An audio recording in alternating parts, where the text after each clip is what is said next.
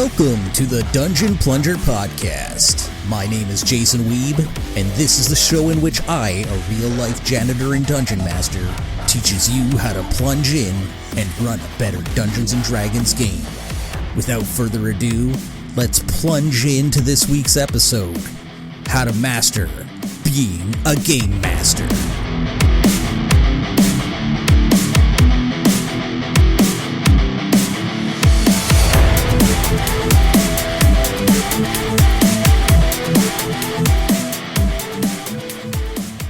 Hey everybody, welcome to the show. Let's start things off with checking out who we got calling in and emailing. We got one email here from Aquila Raya Blackthorn. I hope I'm saying that right. The letter goes, loved your second episode. Love the energy and passion you have. I was listening to your podcast on speaker while gaming, and you managed to get my cousin interested in D&D, which he wasn't before. We both enjoyed it. Keep it up. Want to hear more about that new group you are playing with. I gotta say, thank you very much, Aquila. It's very kind of you, and I appreciate it, and I will do my best to keep that energy up. Hopefully you and your cousin can get into some D&D. Let's move on to some phone calls. First up, we got a call from Carl Rodriguez from the GMologist Presents.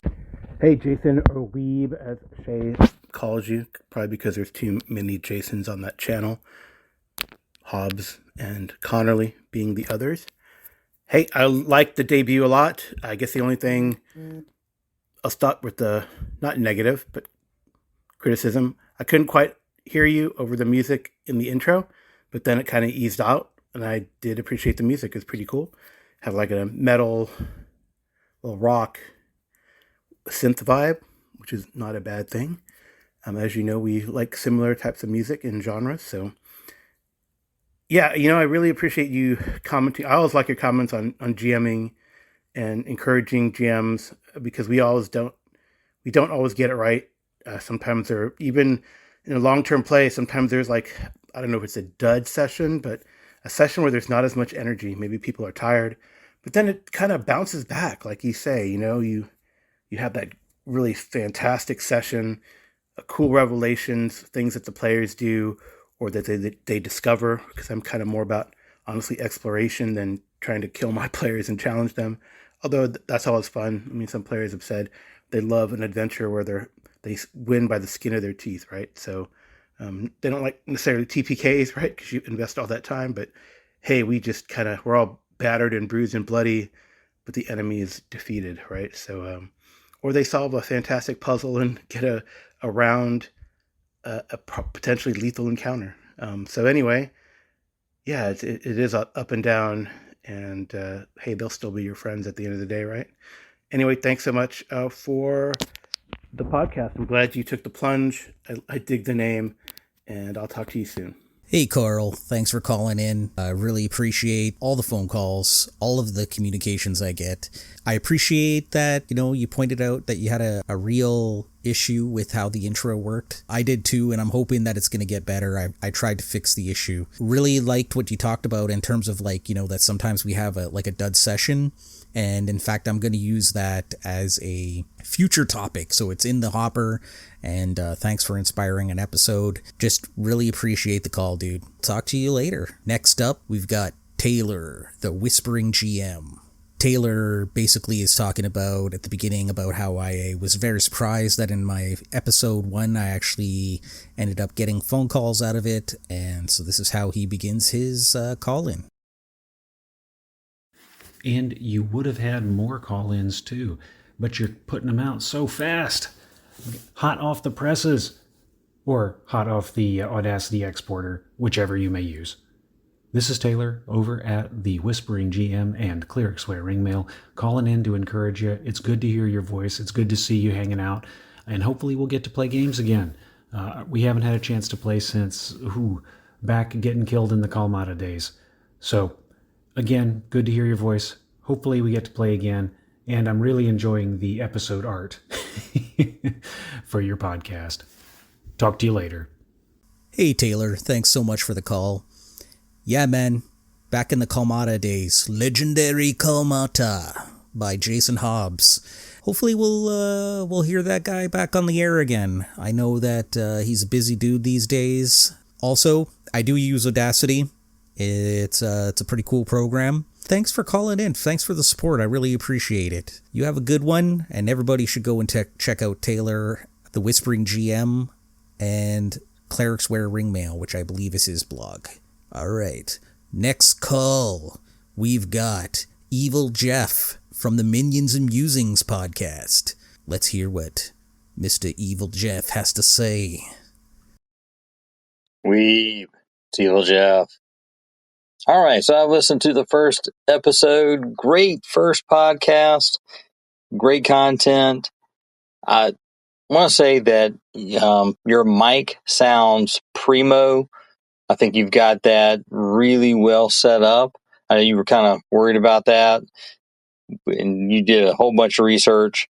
But in the end, I think that microphone really works well. You sound great in it. In fact, you sound so great that I hate you. I don't know if I can listen to you anymore. It's probably going to give me a complex and make me stop podcasting or something like that. I don't know. Anyway, I guess I might look forward to more content, but if you keep sounding that good, I'm just going to give it up, or I guess. I don't know. We'll talk with you later. Ugh, Evil Jeff. You wound me, my friend. I mean, on the one hand, I am honored that A, you called in, and B, that you felt that my podcast sounds so buttery, delicious, sweet. Let's face it, can I really compete with a southern drawl like that? I don't think so. Men want to be you, and women want to be with you. You know what I'm saying, buddy? So don't hang up those headphones just yet. Stay on the airwaves. We need the Evil Jeffs to spread the good word. Chat later. Moving on, we've got the one. Well, maybe not the one, but one of the many Jasons. Jason Connerly calling in. Let's hear what Mr. Connerly has to say. Hey, Jason, the other Jason, just finished Play Like You Don't Have a Pair. Really enjoyed the episode. I do have a question for you. When playing, and it might take a couple more sessions to find out, but when playing with your awesome new group of new players, you mentioned a couple of them had been watching actual plays. And I'm curious what their thoughts are of the difference of really being at the table compared to watching those actual plays. If they had expectations that, they felt were unfulfilled, or if it was, things happened at the table they didn't expect to happen. You know what I mean? And they may not be willing to come on the podcast and actually do an interview with you to discuss that. But even if you kind of just got their general thoughts and relayed them, I'd be really curious on that. So thank you for all that you're doing. Look forward to what you do in the future. And we'll talk to you soon. All right, Jason, thanks so much for your call. Reached out to my group, asked them a bunch of questions related to what you were saying. Let's hear what they had to say. First, Da says, response to, I asked what they were watching, basically how they felt, and did it meet their expectations, or was anything surprising? And so she responds, the show that she was watching on YouTube is called Viva La Dirt League. They have 2 campaigns on there, The Adventures of Azarim and The Tales of the Misfits, which she says is an all-girl campaign. She says, for me, watching players go and how the DMs works with a story is like an introduction to D&D, and I look forward to watching the next episode they release. Also, what I like with them is that they reenact their campaign at the same time, and they are pure chaos. So far, playing is pretty much what I expected, / what we saw, though they do use a lot of visuals for the channel than we did, but it's not something that bothers me so much. I see it enough in my mind. What we did was plenty. They like to be more fancy. Yeah, I tend to run a pretty low-key game. I like to have some battle maps. I like to have little figurines, but for the most part, I tend to do things theater of the mind. Nessa responds, for me, what you drew was enough to fuel my own imagination. I really appreciate that, and this is a sentiment that's repeated a few times. Gabby said that her expectations were fully met. Yay! For me, watching the YouTube channel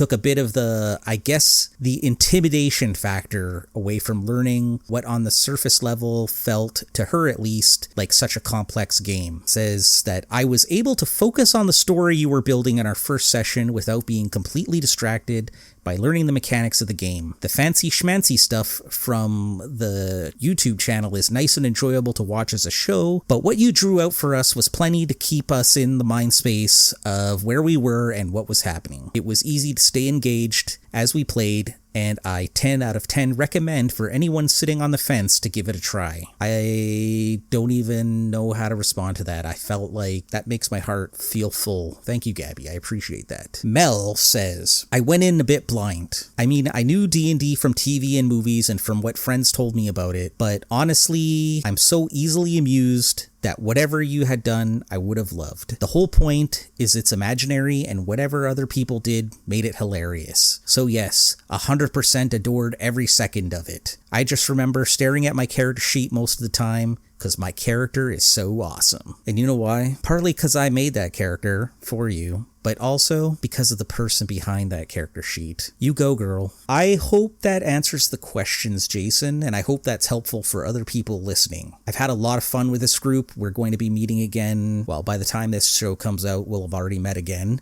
And we'll see where it goes from there. I hope that we'll have some future sessions after we finish up Winter's Daughter, but it's been really great, and hopefully, we'll be able to mine some more material for the podcast that, people can take and use for their own benefit. All right, last but not least, I have a call in that I got from episode 1. I saved for this episode because this is what I wanted to build the entire next segment of the show around. Let's hear from a call in from Riley of the Diegetic Advancement podcast.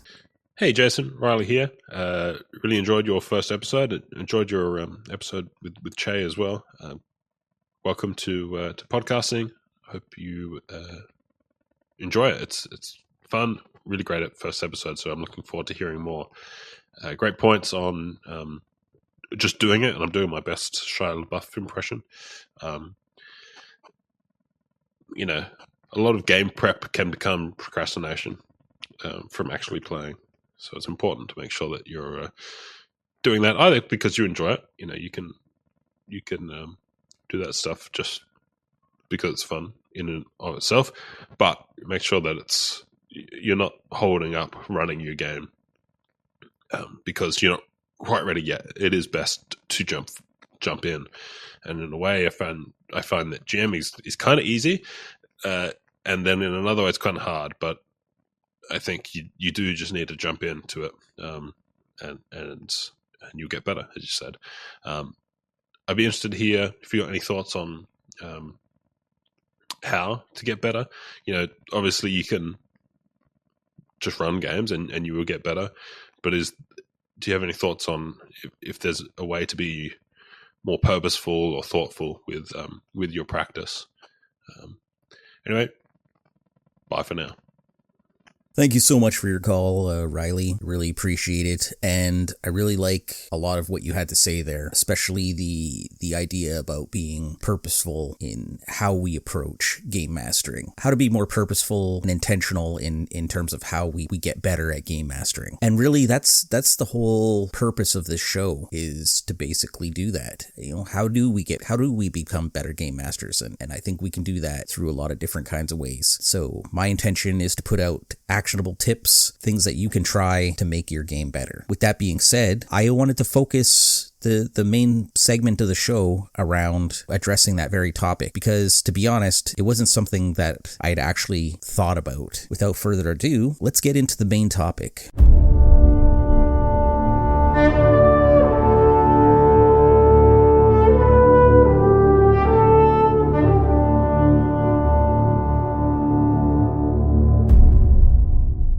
how to master being a game master. So here's a little story time. I don't remember exactly how old I was. I was probably like 33 or 34. I had recently been laid off from my job as a delivery dude. I was one of those white van guys. You know, you see them driving around all day, but you don't actually see them. Now, I guarantee that I've mentioned it, you're going to see them everywhere. Despite having unemployment benefits, I was freaking out at the time. I'm like, what am I going to do? How am I going to pay my bills? How am I going to take care of my family? I mean, I definitely could, and I was looking for a new job, but I also saw that there was an opportunity. One of the things that I think is really great about living in Canada is the provincial and federal governments here invest in the people, give us an opportunity to improve our skills so that we can find better jobs and make more money. In return, we're able to put that investment back into the economy, provide increased tax revenue, but we're also able to fulfill those much needed jobs that are in demand. Really, everybody wins. But I'm not gonna lie, I was scared shitless, but I was also super excited. So one of the things that I think everybody can do is when you don't know what to do, you make a list. And that's what I did. I started to make a list of things that I thought I wanted to do with my life. I made a list of what I would need to be successful at those things. What ended up happening was that the next 5 years of my life were become some of the most impactful years of my life in ways that I never could have. I started school. I think every student ends up having that one teacher that leaves them with an indelible impression. And I was lucky because I feel like I had more than a few of those. But one teacher in particular, she saw something in me. I had a lot of doubts as to my ability to learn. Going back to school at 35 was definitely scary. Most of that had to do with because I always thought I was an idiot. You know, I sucked at math. I got bad marks in pretty much everything. Really, the only exception came when I was in my English classes and I was doing writing. But this teacher told me something that I thought I would never hear. She said, "Jason, you're an academic." I mean, I was shocked. I would have never thought that I would hear that. And then she said, "Every teacher dreams of having a student like you in their class." There was something that she said much later on. It was a quote, and it says, "When the student is ready, the teacher will appear." I had no idea. The full quote is, "When the student is ready, the teacher will appear. When the student is truly ready, the teacher will disappear." Lao Tzu, who this quote is attributed to. What I love about this quote is that it feels like something that Morpheus from the Matrix would say to Neo. I feel like there's 100% truth to it. I don't know how many times I've had this experience where I was at a point where I was ready to do something. I decided, okay, I'm going to make this happen.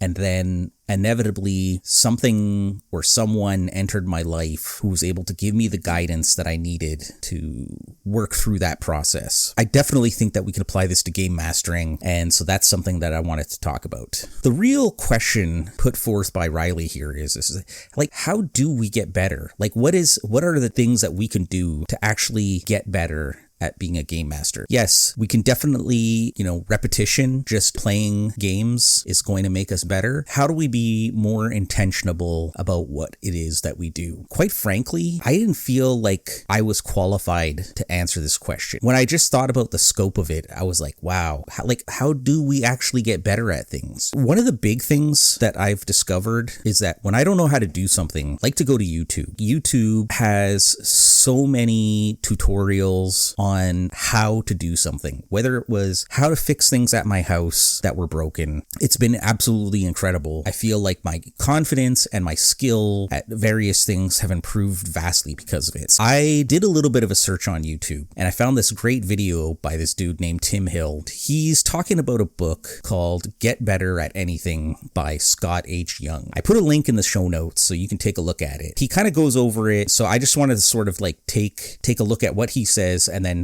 how can we apply that to game mastering? So one of the first things that he says, step 1, if we want to learn how to do something better, we should watch somebody else do the thing. And I think when it comes to game mastering, that was traditionally the way that people learned how to play the game. That was how I learned, but there was one game master in particular who I really looked up to and who I attempted to emulate, better or for worse, what he did and then apply that to my game. I think the important thing with that is that we all have to develop sort of our own style in terms of like, how do, what do we like? What do we not like? Make that our own. Kind of like how Bruce Lee took a bunch of different types of martial arts, and he basically says, take what works and get rid of what doesn't work. That's what you do. I think definitely, we can go online, play, be a player in a lot of games, and then you will be able to see what those game masters do and take away what they do and be able to either say, yes, I really like what they do, or I don't like what they do. Then apply those same things to your games. The second step is that you need to do it. So do or do not. There is no try, as Master Yoda would like to say. You actually need to run games. There's no way about getting around that. Watching and reading about game mastering is definitely not the same thing as just doing it. Just like driving a car and playing Grand Theft Auto are two completely different things. But let's say you are actually running a game right now. Well, what can we do to make them better? According to the book, Get Better at Anything, surprisingly, quantity of output is more important than the quality of the output, which really surprised me. Apparently, that's what it says. We want to run as many games as we can, as often as we can, and try not to stress about making them the best games ever, but just to do them. Second, we want small wins. Whenever we first begin at anything, competence or ability is low. Instead of trying to run a very complicated game and a very complicated open world game with a myriad of factions,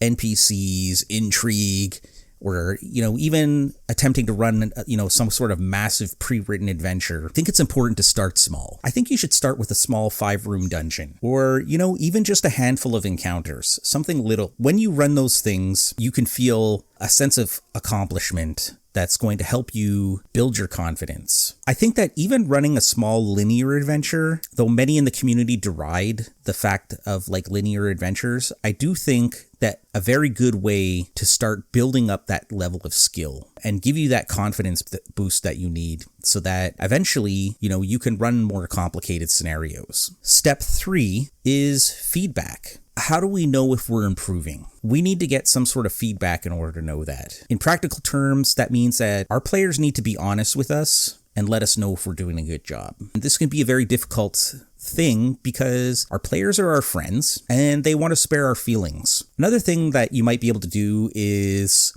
keep a journal. You can track outcomes from the game. I'm not exactly sure what kind of hard data might be worth noting and tracking. That would have to be something that you decide on your own. What exactly are the outcomes that you're looking for? Let's say you're running a hex crawl. How well did your exploration rules for hex crawling work? What if, you're running a chase? How well did the chase work? Were there things that you would change? I think what I would do personally, basically just write down a few notes about things that I thought worked well or didn't work well, what you might be able to do to be able to fix those things in the future, just experiments that you would like to try to be able to say, okay, next time we're going to try this. Or, that didn't really work the way I wanted it to, so we're going to try this instead. Finally, step 4, fear. I must not fear. Fear is the mind killer, from Dune, Frank Herbert. We can't let our fear of getting it wrong stop us from doing what we want us to do. It's normal to be afraid as a GM. I've definitely made myself